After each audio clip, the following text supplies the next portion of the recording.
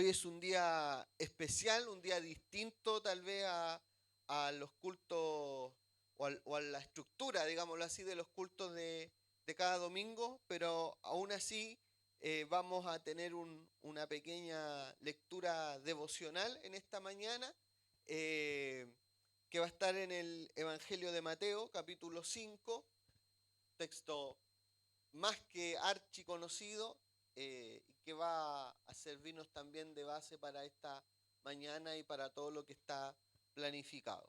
¿Ya? Lo vamos a leer en la nueva traducción viviente, que es la que está en la pantalla. Yo sé que la mayoría lo conocemos tal vez de otra manera, como el Sermón del Monte, pero en el fondo las ideas principales se mantienen. Dice en el 5, capítulo 5, verso 1, cierto día Jesús, ¿no es cierto? Al ver que las multitudes se reunían, Jesús subió a la ladera de la montaña y se sentó. Sus discípulos se juntaron a su alrededor y él comenzó a enseñarle. Verso 3. Dios bendice a los que son pobres en espíritu y se dan cuenta de la necesidad que tienen de él, porque el reino de los cielos les pertenece. Dios bendice a los que lloran, porque serán consolados. Dios bendice a los que son humildes, porque heredarán toda la tierra. Dios bendice a los que tienen hambre y sed de justicia, porque serán saciados. Dios bendice a los compasivos, porque serán tratados con compasión. Dios bendice a los que tienen corazón puro, porque ellos verán a Dios. Dios bendice a los que procuran la paz, porque serán llamados hijos de Dios. Dios bendice a los que son perseguidos por hacer lo correcto, porque el reino de los cielos les pertenece. Ese es el texto que vamos a tomar como base para el día de hoy. El Evangelio de Mateo tiene esta particularidad que no está presente en los otros evangelios, de presentar a Jesús como una suerte de segundo Moisés, ¿ya? Como alguien, como un nuevo legislador para el pueblo de Israel, pero que se amplía ya no solamente para el Israel, la nación de Israel, sino para todos los creyentes en Jesucristo. Dicen muchos que en el Sermón del Monte está graficado, y particularmente en la primera parte, porque ustedes saben que el Sermón del Monte es el capítulo 5, el capítulo 6, el capítulo 7, son 3 capítulos que resumen este encuentro de Jesús con sus discípulos en la montaña, y es en cierta medida el proyecto de Jesús para sus discípulos. Yo sé que todos acá conocemos, hemos hablado alguna vez de proyectos. Tal vez nosotros mismos nos hemos proyectado a nivel personal, a nivel familiar, ya, qué sé yo, de aquí a 3 años, 4 años, 5 años, a lo mejor su proyecto es tener una casa, no sé, viajar, irse a vivir a otro lugar, qué sé yo, pues son proyectos, estudiar y luego viajar y irse, no sé a qué parte, o trabajar en lo que estudió. Otro a lo mejor tiene proyectos más pequeños, del día a día, de aquí al próximo año, hacer esto, hacer aquello, porque el hacer proyectos es como parte de la vida, ¿ya? Las personas, las familias, las instituciones hacen proyectos. Los proyectos tienen esta particularidad de que son ideas que uno las va ordenando, las va planificando, las va evaluando con el tiempo, pero después uno va midiendo si se logró o no se logró, se concretó o no se concretó ese proyecto. Después viene la otra parte, ¿ya? Si se concretó, evaluar qué se hizo bien. Si no se concretó, evaluar por qué no resultó. A lo mejor hay cosas externas, cosas internas, qué sé yo. Bueno, aquí en cierta medida Jesús está presentándole a sus discípulos este proyecto, que es en el fondo el proyecto del reino de Dios. Una nueva manera de entender la relación entre el pueblo y Dios. que ya no se va a basar, y esto es lo que anunciaban los profetas, en una cuestión meramente legal, sino que tenía que ver con cambios internos en el corazón de las personas. ¿Qué cosas deduce de lo que acabamos de leer respecto del proyecto que Jesús le presenta? La primera es que este proyecto no es para cualquiera, es para aquellos que se identifican con Jesucristo. Este es un proyecto que Jesús le presenta a sus discípulos. La otra vez decíamos, ¿no es cierto? Quienes acompañan a Jesús a la montaña, dice Mateo, no es toda la gente, sino que son los discípulos de Jesús. Es hacia ellos que Jesús les presenta este proyecto, que en el fondo es el que les va a acompañar durante el ministerio de Jesús, y que ellos, luego que Jesús muere, resucita y ascienda, van a ser los encargados de tener que continuar con este proyecto. Y este proyecto también hoy día nos alcanza a nosotros. Entonces ahí la pregunta que queda es si nosotros nos reconocemos como discípulos de Jesucristo. ¿Se reconoce usted como discípulo o discípula de Jesucristo? Pues bien, entonces este proyecto, si usted se reconoce, también es para usted. Tiene la misión, y yo también, de ser continuadores de este proyecto.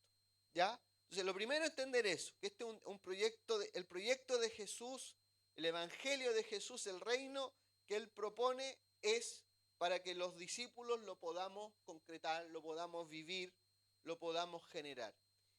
Lo segundo que podríamos destacar es que este reino, este proyecto que Jesús presente, es en cierta medida contracultural.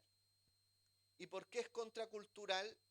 Porque los valores que propone son distintos a lo que la cultura generalmente valora. Pensemos en esto, uno cuando va en el colegio, cuando uno trabaja, siempre está este discurso de ser el primero. De hecho, se premia, ¿no es cierto?, al que obtiene el primer lugar, al que obtiene las mejores notas. En los trabajos se habla del colaborador del mes, ¿ya? Y está la foto allí. En algunos casos al mejor de los mejores se les dará algún bono, qué sé yo. O sea, hay un reconocimiento a los que, digámoslo así, están en el primer lugar, ¿ya? Entonces hay una idea del éxito, ¿ya? Pero en el reino de Dios las cosas cambian. Porque si uno lee las bienaventuranzas, Jesús hace un juego allí con varios paralelismos, pero lo que resalta es que en los valores del reino, quienes van en primer lugar no son los más exitosos, los que tienen más poder, sino que es todo lo contrario. En el reino de Dios, los que tienen el primer lugar son los últimos. Por eso pone énfasis en los pobres en espíritu, en los que lloran, los humildes, los que tienen hambre y sed de justicia, los compasivos, los que tienen corazón puro, los que trabajan o procuran la paz, los que son perseguidos por hacer lo correcto, aunque eso signifique morir, aunque eso signifique ser perseguido, aunque eso signifique ser, en cierta manera, que es lo que le pasa a Jesús, ¿no es cierto?, ser cuestionado, ser criticado, etc. O sea, el proyecto de Jesús es también una invitación a nosotros a dar vuelta la tortilla, usando esa metáfora, y darnos cuenta que más que buscar cosas materiales o esas cosas, lo relevante acá es reconocernos ante Dios como con estas actitudes, pobres en espíritu, los que lloran, los que son humildes, los que tienen hambre y sed de justicia, los compasivos, los que tienen corazón puro. O sea, en el fondo, el proyecto de Jesús es contracultural. Por eso, y si eso lo ampliamos con otros pasajes, Jesús usa mucho estas paradojas. ¿Ya? Los últimos serán los primeros, el que quiera salvar su vida la tiene que perder, ¿ya?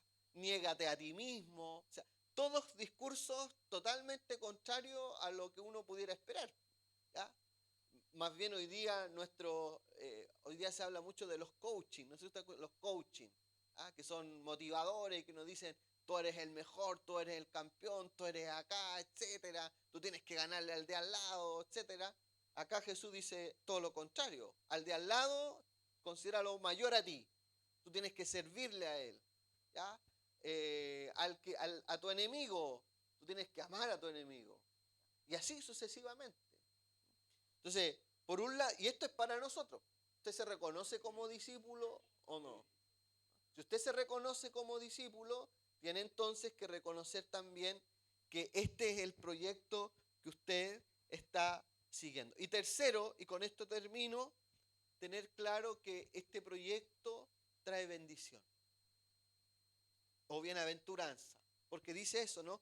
Dios bendice, bienaventurados, dichosos, felices, dicen otras versiones. O sea, en el fondo, si nosotros vivimos, aceptamos, reconocemos y nos dejamos llevar por estos valores, nuestra vida va a ser también bendecida. Dios nos va a bendecir. Esto le va a dar sentido a nuestra vida, un propósito a nuestra existencia. ¿Ya? En un mundo donde mucha gente se pregunta, ¿para qué vine? ¿Para qué sirvo? ¿Tendré algún propósito? ¿Tiene sentido vivir? Pues bien, si nosotros nos adherimos al proyecto de Jesús, nuestra vida va a alcanzar un propósito.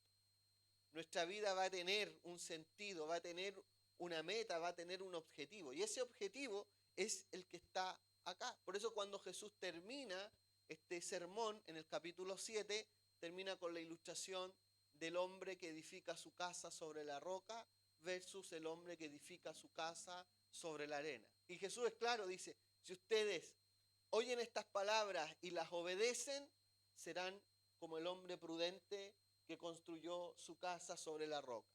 Pero si ustedes escuchan estas palabras y no las llevan a la práctica, es decir, no llevamos a cabo el proyecto de Jesús, seremos como el hombre que construyó su casa sobre la arena y va a venir el problema, va a venir la dificultad, va a venir el cuestionamiento y hasta ahí va a llegar el proyecto. Que Dios nos dé de su gracia, que Dios nos dé de su Espíritu Santo. Sabemos que está con nosotros, pero que nos llene para que podamos adherirnos y concretar el proyecto de Jesús. Amén. Que Dios les bendiga. Les invito a que tengamos un tiempo de oración para luego continuar con el resto del programa. Padre, te damos gracias nuevamente.